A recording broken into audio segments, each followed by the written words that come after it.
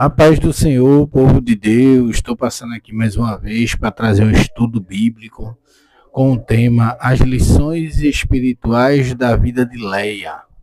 Né? Quem era Leia na palavra de Deus? O que a história dessa mulher, tem para nos ensinar? Leia era a irmã de Raquel, a qual se casou com Jacó. Então, quando Jacó ele foi trabalhar para o seu sogro chamado Labão, né? Jacó ele se apaixonou por Raquel, mas só que Leia era a filha mais velha de Labão e naquela época as pessoas tinham que casar primeiro a filha mais velha para depois se casar a nova. Então Labão ele enganou Jacó naquela época, né? Fez um pacto de 7 anos para que Jacó trabalhasse para ele. Em troca desses 7 anos de trabalho de Jacó, a Bíblia diz que ele daria a mão de Raquel em casamento, que foi a qual Jacó se apaixonou.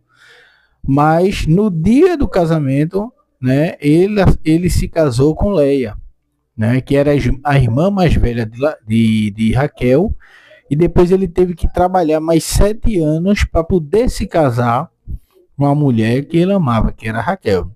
Então, nós vamos aprender as lições espirituais da vida dela. O que a vida de Leia, a irmã de Raquel, a primeira esposa de Jacó, tem a nos ensinar. Amém? Esse texto sagrado revela o momento em que o Senhor atentou para a vida de Leia e a abençoou. A história de Leia nos ensina muitas coisas preciosas. Leia era o nome da irmã mais velha de Raquel, a qual se tornou a primeira esposa de Jacó. O nome Leia significa vaca ou cansada. Em algumas traduções é chamada de Lia, apesar de eclipsada ou ofuscada por sua irmã Raquel. A história de Leia mostra como Deus usa pessoas desprezadas e inferiorizadas para realizar grandes coisas. Ao contarmos a história de Raquel, é possível não mencionar o nome de Leia, pois a história de uma está diretamente associada à outra. A importância de Leia nas Escrituras. Enquanto sua irmã mais velha ganharia qualquer concurso de beleza que disputasse, Leia certamente nem ousaria escrever-se, pois assim é descrita a sua aparência. Leia, porém, tinha olhos ternos, os braços mais ou baços, mas Raquel, de formoso semblante e formosa à vista, como está escrito em Gênesis 29 e o versículo 17. Alguns estudiosos entendem que Leia sofria de miopia.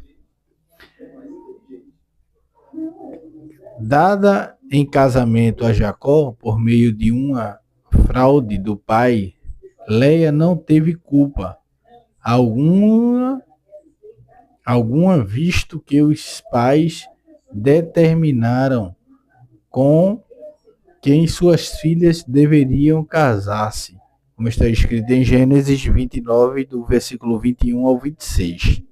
Amém?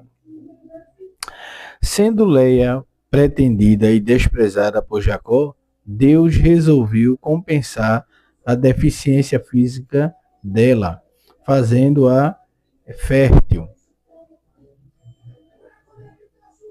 Vendo, pois, o Senhor que Leia era aborrecida, abriu a sua madre, porém Raquel era estéril, como está escrito em Gênesis, livro de Gênesis 29 e 31.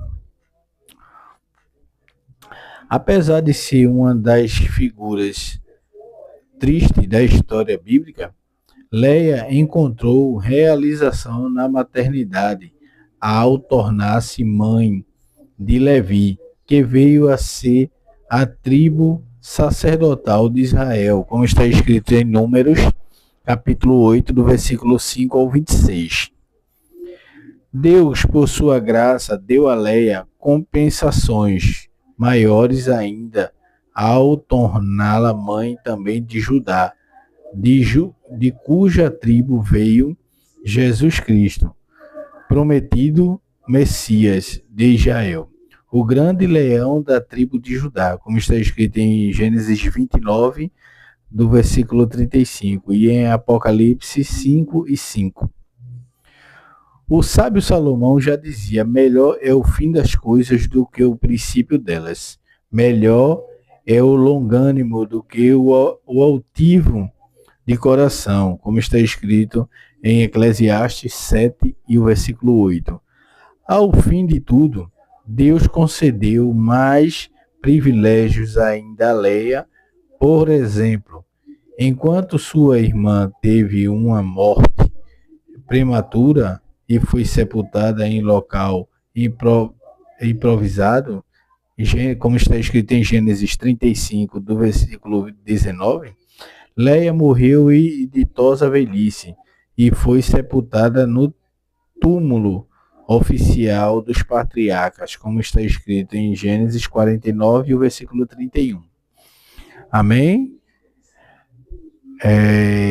Conclusão do estudo. A história de Leia revela que, mesmo quando alguém não nasce com os mesmos predicados de outras pessoas, e são por isso desprezadas e humilhadas, Deus, por sua infinita graça, pode fazer abundar sua graça acima de toda a nossa deficiência, né?